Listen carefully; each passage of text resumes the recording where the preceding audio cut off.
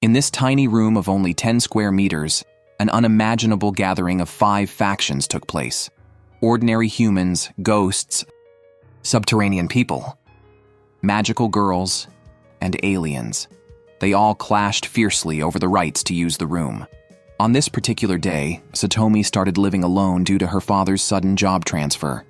Being from a single-parent family, Satomi moved into room 106, which only cost 260 yuan in rent, to avoid burdening her father. The reason for the room's low rent was its notorious reputation for being haunted. However, Satomi didn't believe in ghosts. Yet, as night fell, the room did exhibit paranormal activities, but Satomi slept through it like a log, much to the frustration of the ghosts who couldn't bother her. The next day, after returning from school, Satomi was surprised to find a little girl in a summer dress in her room. The girl was annoyed that she hadn't scared Satomi the previous night and planned to redeem herself today. However, as they locked eyes, the girl was the one who got frightened because Satomi could actually see her. Ignoring the startled girl, Satomi mistook her for a mischievous local child, picked her up, and threw her out of the room. But as he closed the door, the girl managed to sneak back in, scaring Satomi. It turned out that this girl, named Higashi Hongan Sanai, was a ghost residing in the room. Her goal was to drive Satomi out, but Satomi had no intention of leaving, especially since the rent was cheap and came with the bonus of a bed-warming maid. Facing a ghost who wanted to use force to expel him, Satomi decided to fight back, having noticed that the ghost's weakness was protective charms. Just as they were about to start fighting again, a girl riding a broom broke through the window. She was Nijino Eureka, a magical girl in a high-risk profession, drawn to room 106 by its vast magical powers. She believed that an evil witch seeking to misuse these powers would soon appear, so she wanted Satomi to move out.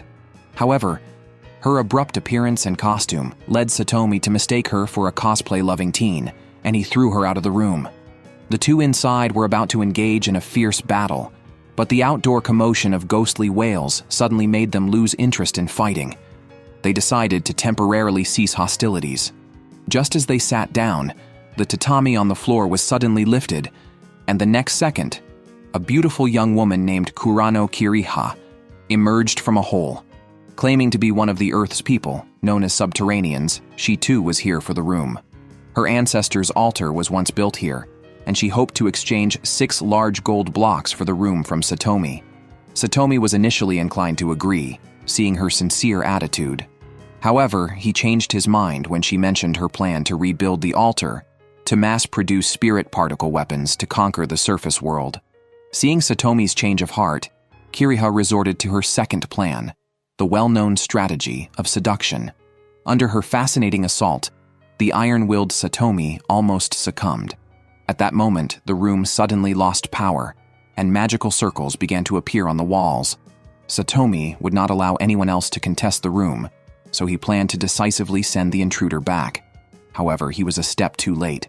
The girl who emerged from the wall was named Theomilis Grey Fortortha.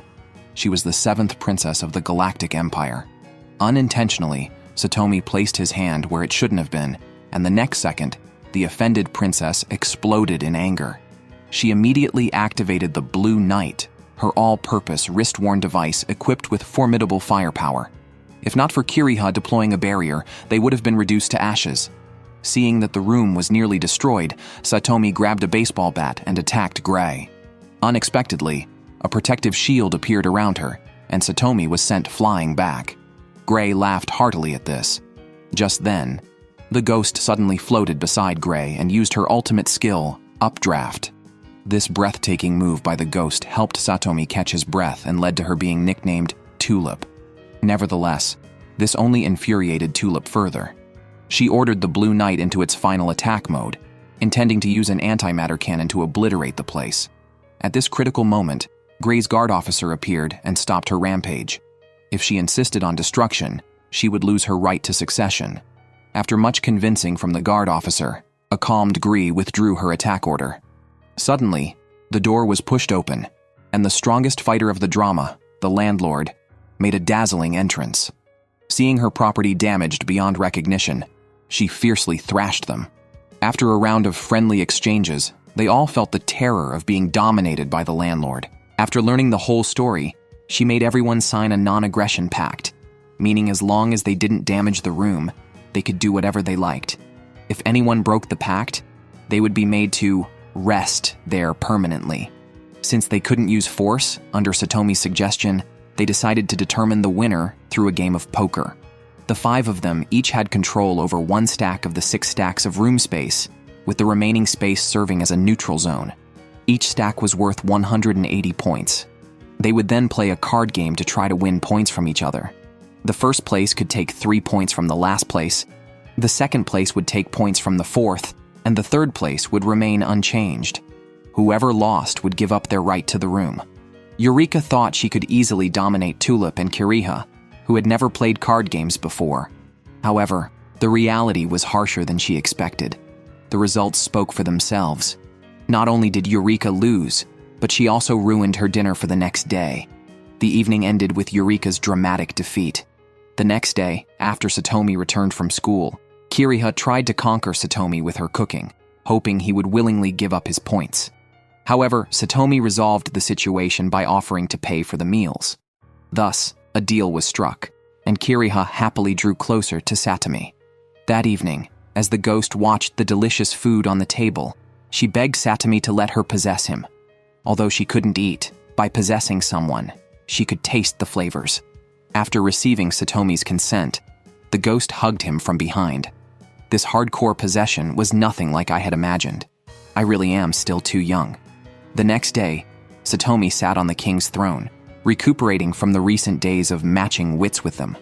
School had become his sanctuary, a place of mental respite. However, those adorable invaders suddenly transferred into his class as new students, which greatly annoyed Satomi. Thus, the cunning Satomi decided to launch a counterattack. First, he wrote a letter to Eureka asking her to meet him behind the school building later. To his surprise, this letter led Eureka to one of the 3 great misconceptions of her life. She thought Satomi finally believed she was a genuine magical girl, a humble dream indeed. Self-delusion is indeed the most deadly. When she arrived at the designated spot, she was suddenly surrounded by a group of girls. It turned out Satomi had set her up, as these girls were cosplay enthusiasts. Hearing that Eureka was one of their comrades, they came to welcome her into the Cosplay Research Society. Meanwhile, the instigator, Satomi, hid under a big tree, wearing a benign smile. Unexpectedly for Satomi, a sleepy Eureka continuously took first place. Satomi's Cosplay Research Society strategy backfired spectacularly. These days, having been playing card games, Tulip was really fed up. However, Kiriha had anticipated this and took out a flyer she had prepared, suggesting that the next competition be a club obstacle marathon at school. This made Satomi believe he was sure to win. To participate in the club obstacle marathon, he asked Harumi, a senior from the knitting club, to join him. Harumi, flustered by Satomi's enthusiasm, agreed in a daze. Anyone who didn't know better might think Satomi was up to no good. On the other hand, Kiriha, despite her physique, used her excellent athletic abilities to blend into the track and field club. To ensure her success, she even sent 2 clay puppets, Karama and Karama, to bribe those more athletically skilled than her at school. Tulip was impressive. In less than a day, she had all the school's underground forces under her command, thus becoming their queen. At this time, Ruthkania reported that she detected 2 stealth spy dolls gathering information in the skies above the school. The cunning Tulip, with a wicked smile, decided to annoy Kiriha by sending a drone to knock down the 2 clay puppets. Caught off guard, the clay puppets flared up, not allowing a soulless metal clump to act up in front of them. They retaliated, and the battle ended with both sides damaged. On the day of the competition, Satomi and the adorable invaders were eager to compete. However, unexpectedly, the race had barely started when a major upset occurred. Indeed, money can make the devil turn the millstone. The power of money is terrifying. But this only delayed things slightly. Tulip sat on the shoulders of a man picking his feet, and then burst through the wall of people in front of her. Taking advantage of the situation, Satomi also picked up Harumi and jumped over others to get past the wall. Yet, he quickly caught up with Tulip, who was stalled by the third obstacle. Meanwhile, the forgotten Eureka was about to give up on the race when she met the kind-hearted Harumi. Encouraged by Harumi, Eureka rekindled her fighting spirit and became good friends with her. On the other side, Kiriha, leading everyone, reached the 8th obstacle, but she faced 5 balance beams. However, she no longer had time to choose, as Satomi and Tulip had already caught up.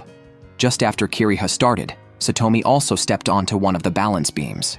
As he hurried along, he noticed Tulip walking casually, which made Satomi suspect she was up to no good. At that moment, the 3 people Satomi had previously used as stepping stones approached him.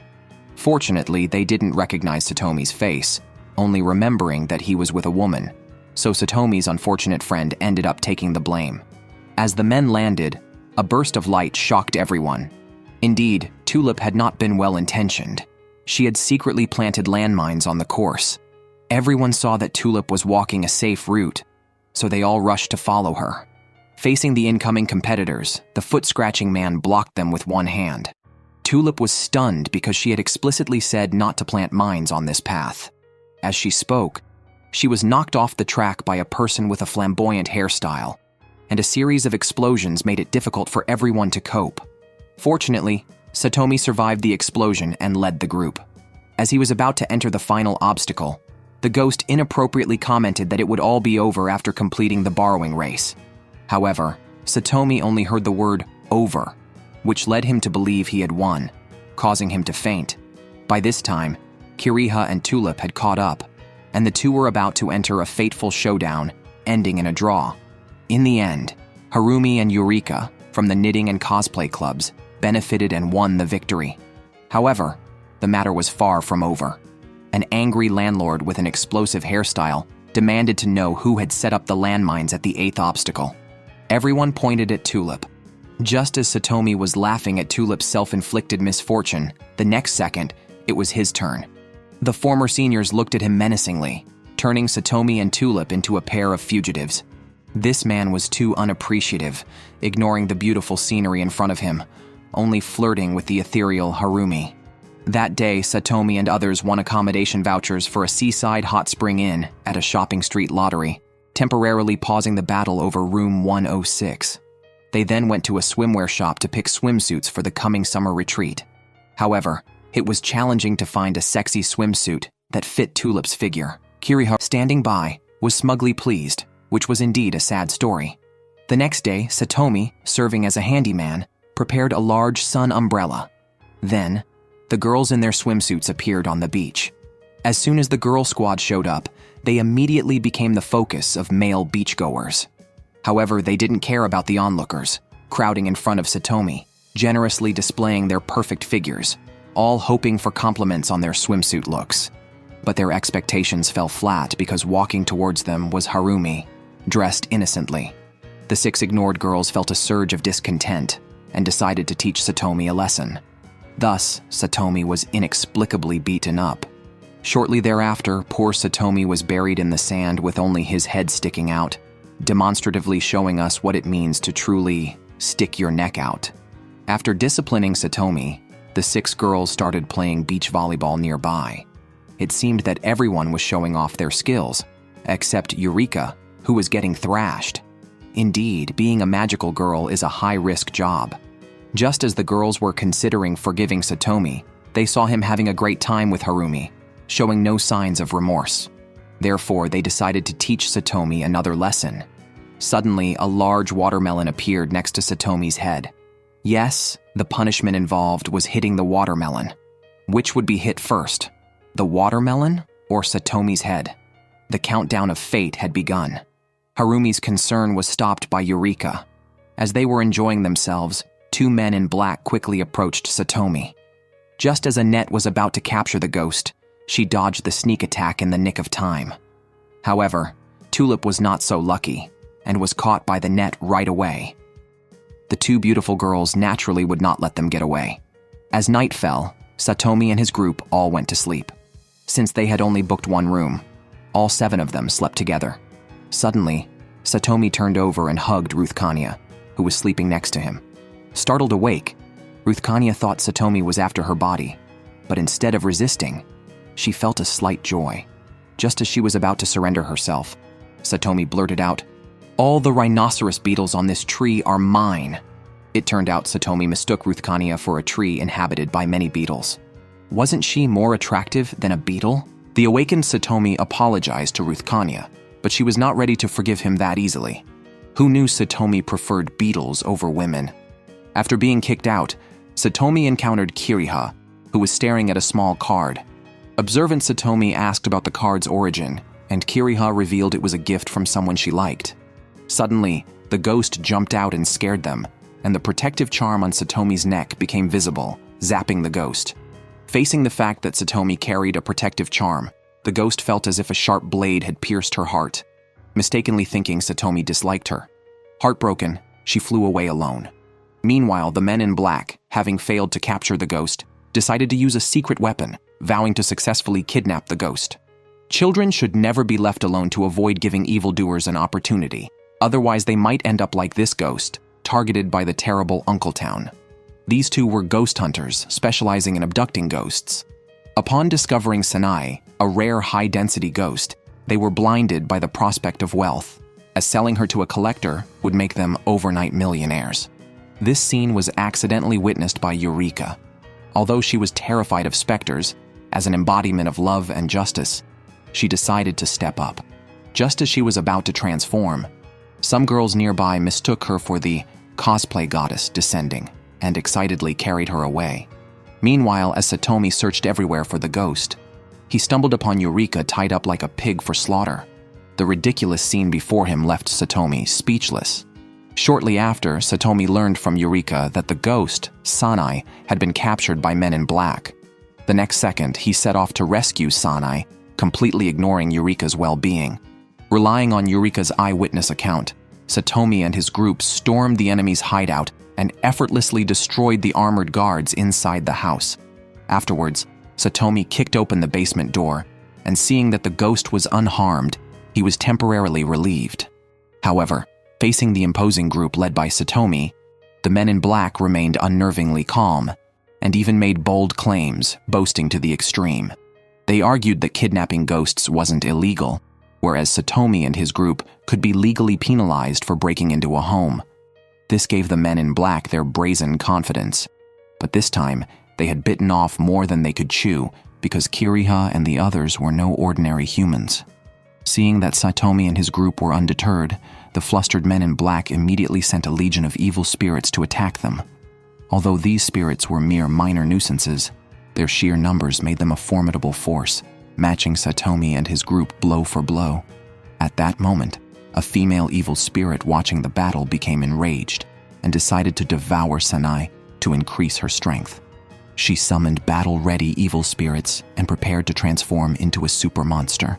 At the critical moment, not only did Satomi's attack fail to harm the evil spirit, but he was also thrown through the air. Even the girls who came to the rescue were stunned by the evil spirit with a mere swipe of her hand. With no one left to protect her, Sanai was captured by the evil spirit and absorbed into its body. After devouring Sanai, the evil spirit seemed to gain a real body, growing larger and nearly reaching the 5-meter-high ceiling. When Satomi awoke from unconsciousness, he pulled out a protective charm from his pocket, a powerful spirit-dispelling gift from his grandmother. He then screamed to the heavens, made up his mind, ran towards the evil spirit, and leapt up to punch it right in the forehead. Meanwhile, Eureka, who had escaped from the cosplay club, arrived at the mansion guided by her magical staff. To prevent the battle's aftermath from destroying the house, she climbed onto the roof and cast a defensive barrier spell. On the other side, Satomi's massive punch had the evil spirit begging for mercy on the ground. But Satomi had no intention of letting her go. Clenching the protective charm in his hand, he used all his might to throw it. The charm transformed into a sharp sword mid-air and struck the evil spirit directly in the chest, instantly exploding it into pieces and successfully rescuing Sanai. The fleeing men in black would soon face the binding magic of love. Next, their time for punishment was about to begin. With the cultural festival being an important high school event, Satomi naturally wanted to shine. So, that evening, under the guise of helping a friend, he asked the residents of room 106 to write a script suitable for the cultural festival performance. However, his poor acting skills were transparent to Kiriha, who immediately saw through his ulterior motives. Having no other choice, the ghost revealed the truth. It turns out that Satomi was looked down upon by his friend, who didn't believe that Satomi, known for being brawny but not brainy, could write a good script. Therefore, to prove his friend wrong, Satomi sought their help with the script. However, everyone was initially uninterested, but Satomi had anticipated their reluctance and thus threw out a well-prepared bait. He announced that anyone willing to write the script would immediately receive 5 tatami mat points for participation. Additionally, if their script was selected, he would offer another 20 points. This generous offer shocked everyone, and they quickly expressed their intentions to compete. A month later, the winner of the cultural festival script competition was The Silver Princess and the Blue Knight, penned by Tulip. Satomi, who didn't win, was bitterly jealous, his face twisted with envy. Tulip's script was based on a long-standing heroic legend from the Vortex Galaxy Empire. It told the story of Princess Alea, embroiled in a royal succession conflict, who travels to the territory of her ally, Hadam Hip Hop, under the protection of the Blue Knight, Leos. After the script was finalized, the drama club immediately began preparations for the school festival performance. However, they faced difficulties in casting the female lead as they couldn't find a suitable actress.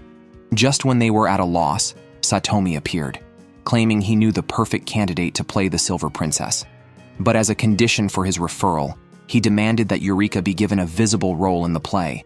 Thus, Eureka, self-proclaimed as the embodiment of love and courage, was cast as the ruthless bandit, Bandit A. Just as Satomi was about to reveal the name of the lead actress, the door to the drama club suddenly opened. Could this be the special telepathy between the lead male and female? Indeed, the girl who just entered the drama club was the very person Satomi had in mind for the lead role. After the female lead was confirmed, Harumi was seen in the courtyard at sunset, holding the script and rehearsing her lines while trying to grasp the acting style.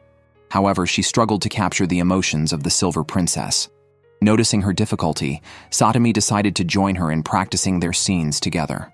After some practice, Harumi quickly began to understand the emotions of the Silver Princess, realizing that the princess's feelings were similar to her own. Her heart had already been captivated by Satomi. Harumi fully immersed herself in the role, and Satomi was astounded by her performance. Suddenly, applause erupted in the courtyard. It was the president of the drama club, who was very pleased with Harumi's acting and looked forward to the official performance.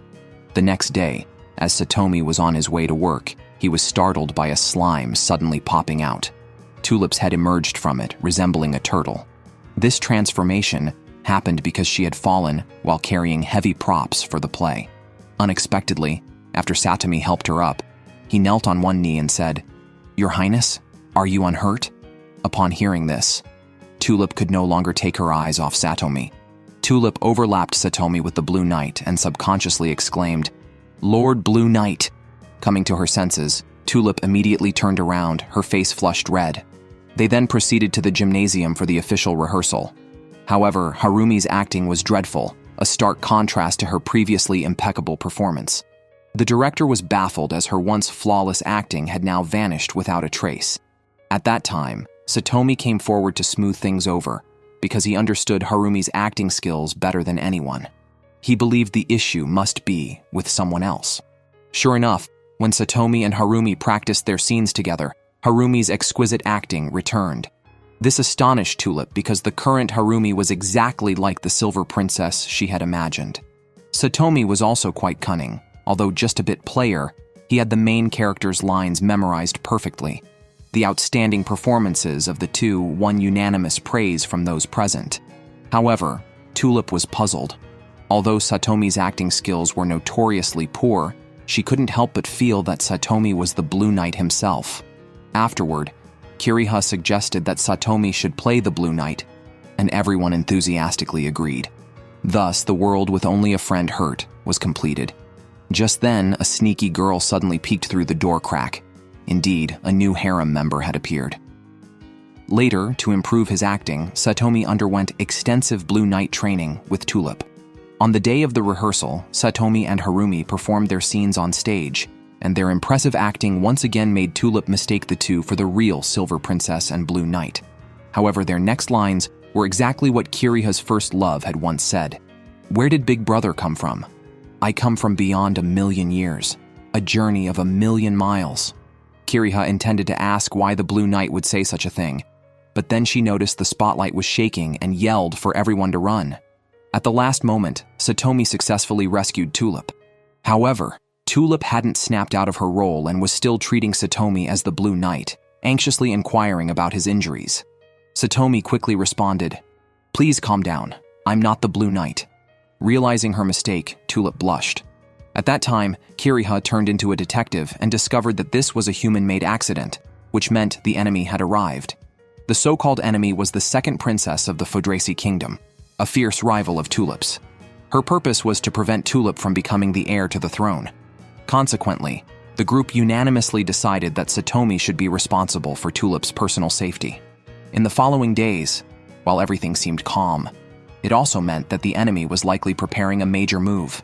Meanwhile, Eureka, who was feeding Heracles, was caught by Ruthkania, who detests beetles. Both were instantly terrified, turning pale. Fortunately, Ruthkania had only heard of beetles, but had never seen one, allowing them to narrowly escape. However, at that moment, a TV commercial for Kamen Rider was playing, inadvertently revealing that Heracles was a beetle. Eureka, terrified, glanced at Ruthkania, and the next second, she began a fearful escape.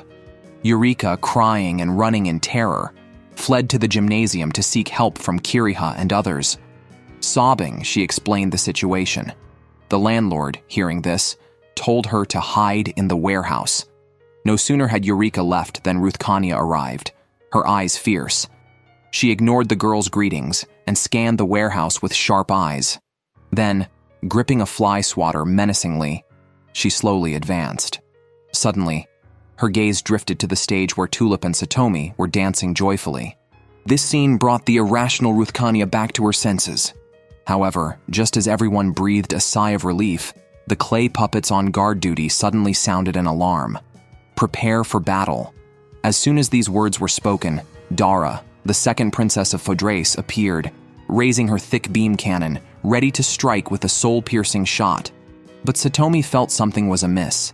It was clear she could have stayed hidden instead of risking exposure by tampering with the spotlight. This suggested a trap set by the enemy. Just as Tulip was about to activate the Blue Knight's counterattack, Dara revealed a sinister smile which Satomi caught. He quickly stopped Tulip. At that moment, red dots appeared around them, followed by a loud explosion that blew them away. If Satomi hadn't anticipated it, they would have been seriously injured.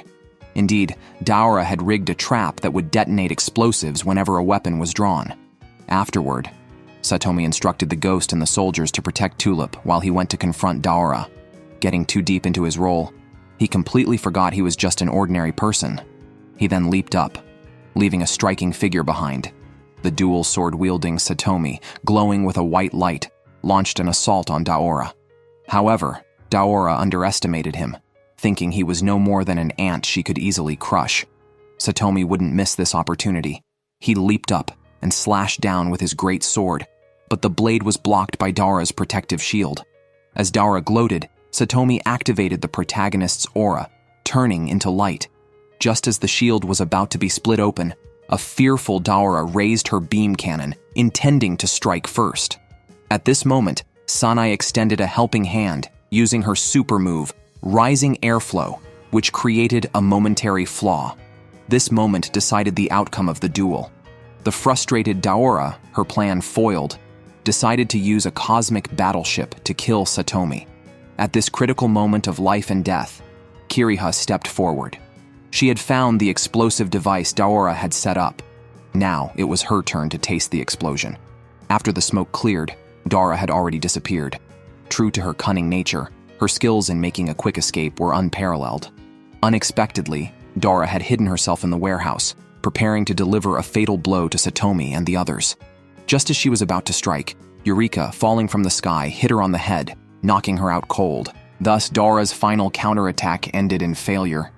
She was the magical girl of love and courage, yet she was constantly mistaken for a middle school girl who liked cosplay. No matter how she explained, Everyone dismissed her as just spouting nonsense. Just as she was wondering how to prove her identity, the evil magical girl Ihana Maki transferred into her class. Eureka was thrilled. It was like being given a pillow as she dozed off. She eagerly revealed Maki's true identity, hoping to prove her own authenticity as a magical girl. However, Satomi and the others laughed off Eureka's revelations, thinking Maki was just another friend of Eureka's involved in cosplay. After lunch, as Satomi left, Maki made her appearance. At this point, her thinking progressively became more cunning. She began a battle of wits with Eureka, remarking, "You're so devious, leaving everyone with the impression that you're just into cosplay. That way, even if someone sees you transforming into a magical girl, you can brush it off as just another cosplay." This made Maki respect Eureka more, compelling her to also join the cosplay research club. Eureka, puzzled, hadn't expected Maki to take it this way. Just then, Harumi approached Eureka to discuss something. Maki observed this and revealed a meaningful smile. Later, Eureka and Harumi went to a cafe, where Harumi shyly expressed her desire to advance her relationship with Satomi, to become boyfriend and girlfriend. Eureka assured her, "Leave it to me. I've been a romance expert for 10 years thanks to shoujo manga. The method to become lovers is simple. Make him blush and steal his first kiss." One dared to teach, and the other dared to believe.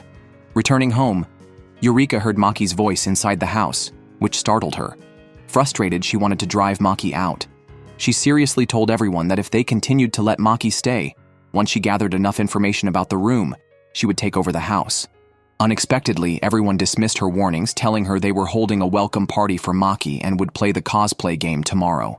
Their distrust deeply hurt Eureka, causing her to tearfully run out. Subsequently, a disheartened Eureka sat in the park, where she was accidentally encountered by Harumi. Eureka explained the situation to her. Harumi sympathized greatly with her plight, advising, "If your friend's distrust is making you so sad, why not continue to work hard until you gain their trust?" Encouraged by Harumi's words, Eureka felt enlightened. The next day, after everyone went to school, Eureka climbed out of the closet. Now, she was determined to prove to Satomi and the others that she truly was the magical girl of love and justice. Thus, she decided to face Maki alone. The battle between them was imminent. Maki launched the first attack, firing a magic light arrow. Eureka countered with several light arrows of her own. Maki quickly chanted a spell and released a blue light orb. A step slower, Eureka was hit and briefly paralyzed. When she regained her senses, she realized Maki had disappeared. Suddenly, she was caught off guard and struck by Maki's powerful punch, sending her flying backward. At that moment, Satomi and the ghost burst onto the scene. Seeing them fight, Satomi and others finally believed Eureka was a magical girl. Maki, realizing she was outnumbered, decided to eliminate the weakest first, Eureka. She rapidly chanted spells and launched a continuous assault. Eureka was hit and became immobilized. Just in the nick of time, Satomi rushed forward and rescued her. Seeing reinforcements arrive, Maki raised her wand and summoned Harumi to appear. Satomi had a foreboding thought, and sure enough, Harumi was taken as a hostage, preventing Satomi and the others from acting rashly. Maki waved her wand, and stones of various sizes at the construction site lifted into the air, then poured down like a torrential rain. Fortunately, Eureka timely released a protective shield, blocking the barrage of stones. At that moment, Maki gave a sly smile, raising her wand to conjure a huge fireball. Satomi and the others, seeing this, decided to split into 3 groups and attack. However, Maki had no intention of attacking them.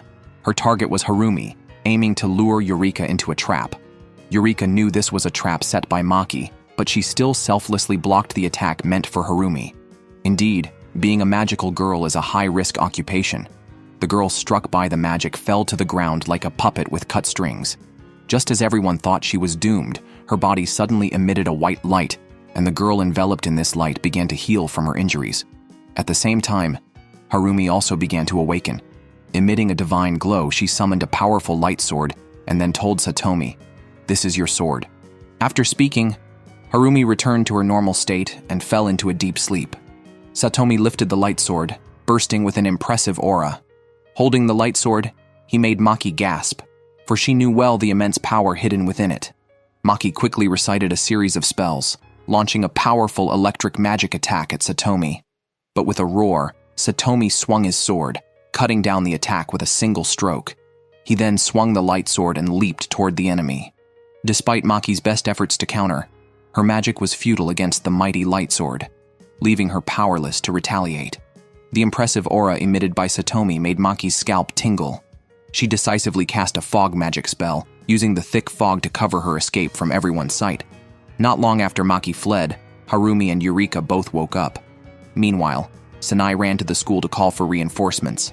During the healing time, Eureka began to explain why she became a magical girl. From a young age, Eureka possessed a strong magical talent, which often attracted attacks from magical creatures. Fortunately, she was saved by a magical girl who was responsible for protecting the area at the time.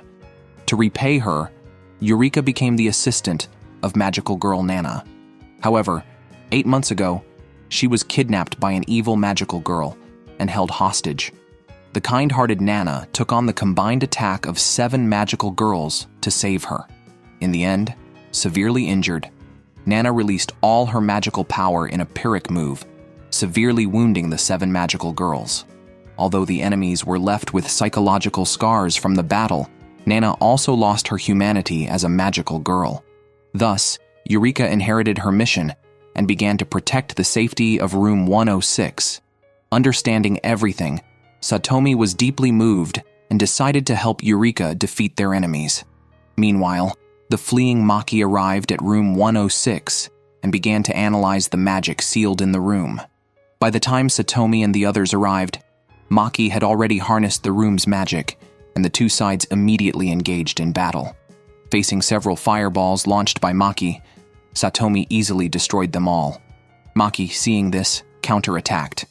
Eureka cast defensive spells to block, while Satomi seized the opportunity to deliver a flying kick, shattering Maki's protective shield. With continuous spell casting by the girl, Satomi was empowered, but Maki also cast a spell. If anyone touched her wand, they would lose several seconds of memory. Their seamless cooperation cornered Maki, but she smirked devilishly as she played her trump card. Indeed, this powerful force was the magic sealed in Room 106. Maki summoned a red weapon, and Eureka, disregarding her own safety, rushed forward to block the attack. After a fierce explosion, although Eureka blocked the spear, both she and Satomi were immobilized. Just as Maki was about to strike again with her spear to finish them off, in a critical moment, Kiriha appeared and commanded 2 clay puppets to activate a subatomic energy shield, successfully repelling the spear attack. At the same time, the harem group made a dramatic entrance.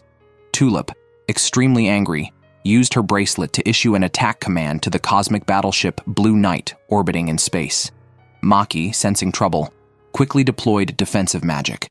Simultaneously, the ship's laser cannons pierced through the thick atmosphere, raining down on the shield Maki had desperately constructed.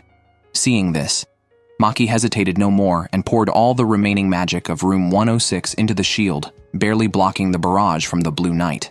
Tulip, seeing this, let out a cold laugh. She planned to fire the antimatter cannon, intending to turn the troublemaker into ash, as this time she was truly enraged. Isn't that like lighting a match in a toilet asking for trouble?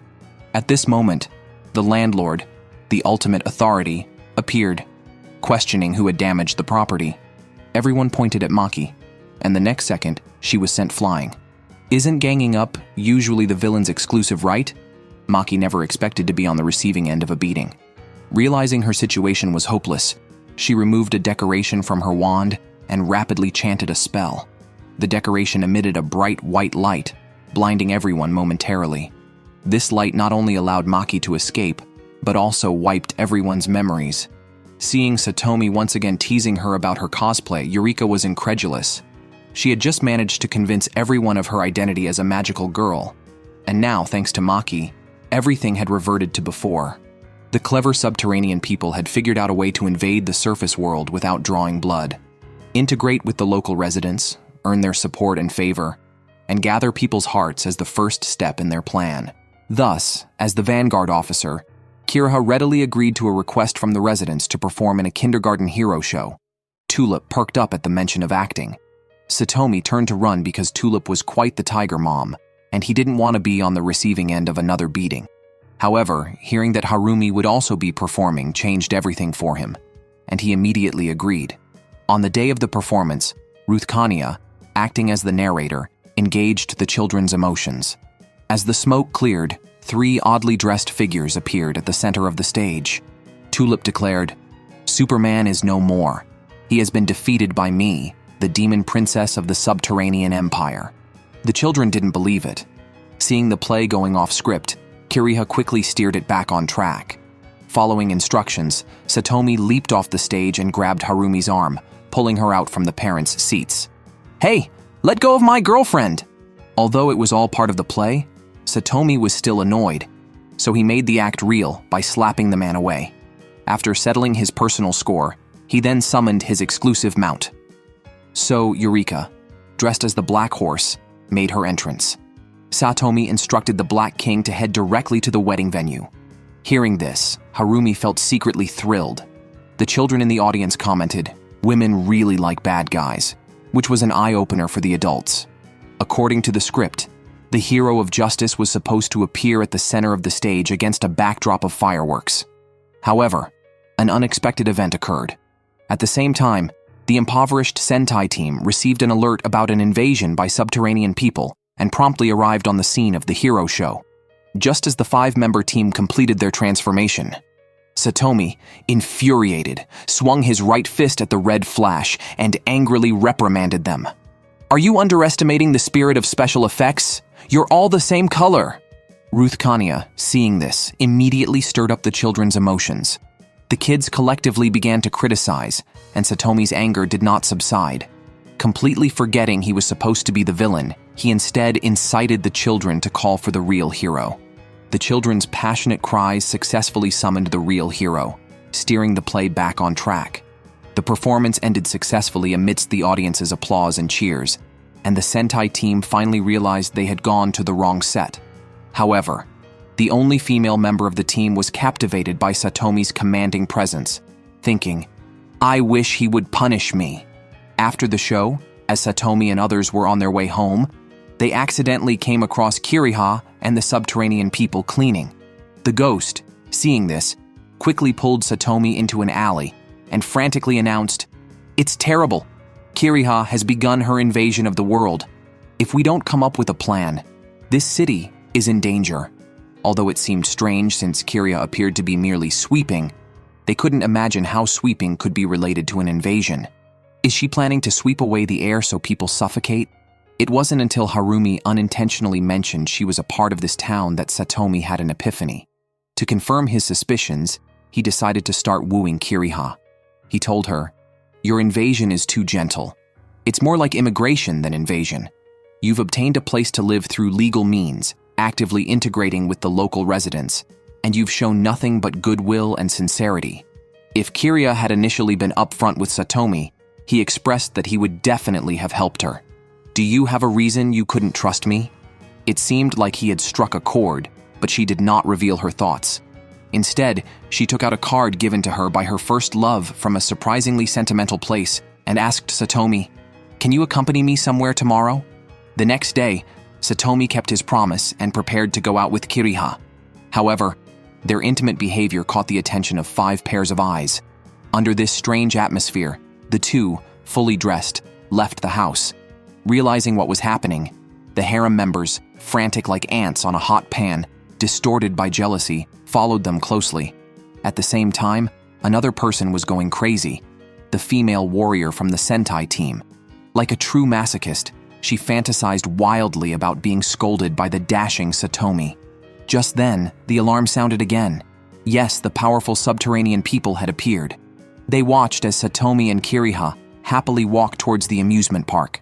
Although they felt jealous, they could only secretly follow behind them. After entering the amusement park, Kiriha immediately took Satomi to the cinema and chose a superhero movie from 10 years ago. Just as Satomi and Kiriha had left, Eureka shouted in alarm because the movie's hero was a beetle. Yes, a beetle. Sure enough, Ruth Kania, known as the Beetle Exterminator, was nowhere to be seen.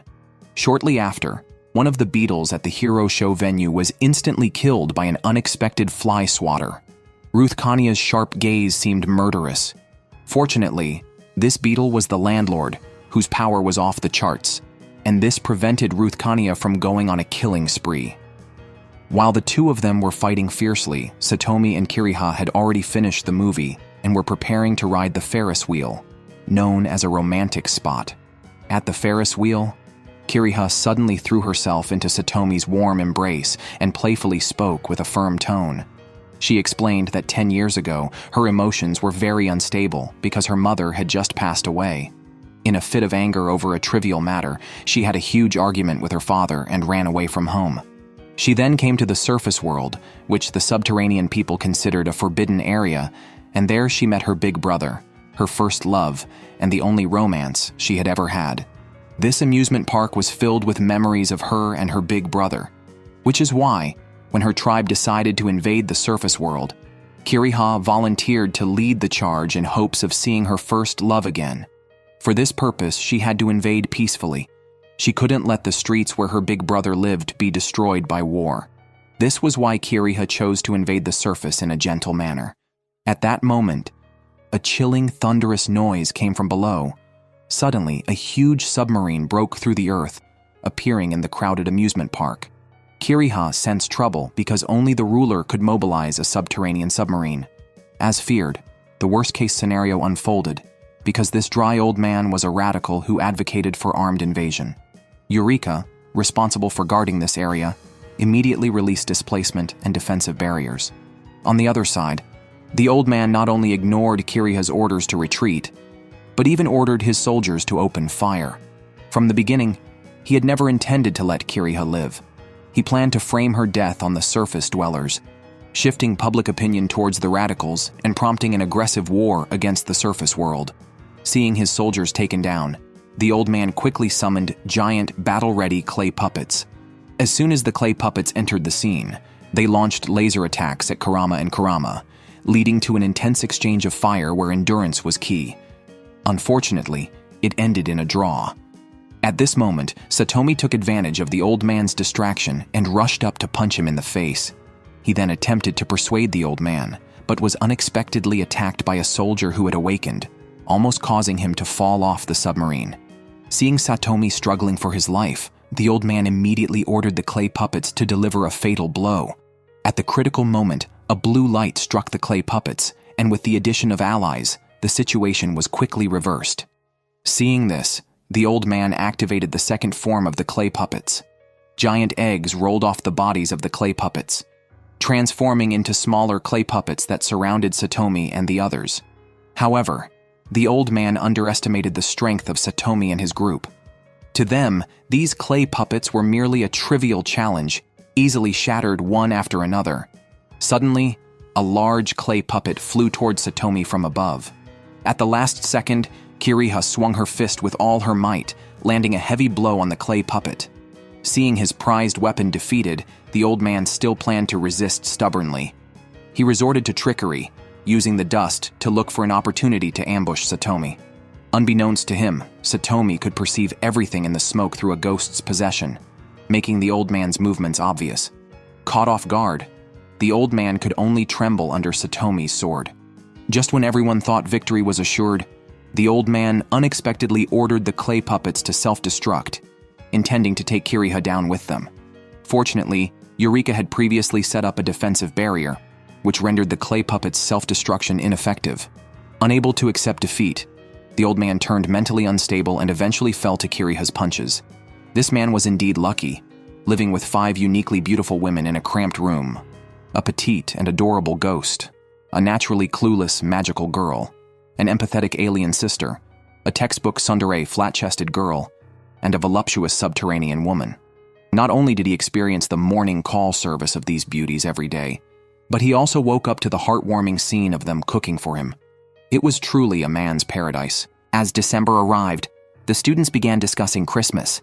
The female leads were also caught up in the festive atmosphere, joining the chattering crowd. Seeing the enthusiastic harem, Satomi decided to give them a big surprise. He dressed up as Santa Claus and distributed cake flyers in the shopping district. Indeed, he was working because he planned to throw a surprise party for the harem on Christmas Day, and he urgently needed a substantial amount of money. However, His sudden change led the harem to suspect him, mistakenly thinking that Satomi had gotten a girlfriend and was working hard to afford a nice date on Christmas Day. Upon hearing this, Ruthkania instantly went dark. When Satomi returned, she stared at him with a smile and then interrogated him about his reasons for working. Seeing this, Kiriha quickly stepped in to clear the air, declaring herself as Satomi's girlfriend. This statement shocked Ruthkania and Eureka for 100 years, but it couldn't fool Tulip and the ghost, so the lie was quickly exposed. Seeing that Satomi refused to explain, the women stopped asking and turned their attention to the hot pot instead. Poor little clay puppets were almost squeezed dry, and their brothers didn't even help. The next day, Satomi used his earnings to buy a medium-sized Christmas tree, and together with Harumi, decorated the party venue. On Christmas Day, Satomi shared his plan with a good friend and asked him to trick the harem into coming to the knitting research meeting.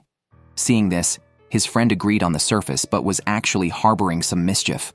When Satomi returned with snacks and drinks, he found that the club room had been forcibly taken over by someone else. The deal was off. There was a mole. Harumi decided it was time to reverse the usual schemes and suggested moving the party venue to the apartment. The naive Satomi was completely fooled and began to sprint back to the apartment. However, when he got home, he was unexpectedly greeted with everyone's blessings. Satomi looked bewildered. It turned out that the harem had the same idea as him. They all wanted to give each other a surprise. It's just that Satomi was less fortunate, encountering a traitor in the midst, and even the most trusted Harumi turned against him, leaving him feeling betrayed by all. Although a bit upset, he was also somewhat pleased. The party began, and seeing the harmony among the harem group, Satomi felt deeply relieved. He even started thinking about names for future children. After the party, Satomi walked Harumi home. On the way, dressed as Santa Claus, he gave Harumi a scarf he had knitted himself as a Christmas gift. Harumi was delighted to receive the gift. The next second, a breeze blew, and Harumi's hair turned white again. She suddenly started acting dramatically, and Satomi cooperatively played along. Harumi cleverly used the act to give Satomi a gift. At this moment, the two of them were like the Blue Knight and the Silver Princess. With this, the tale comes to an end.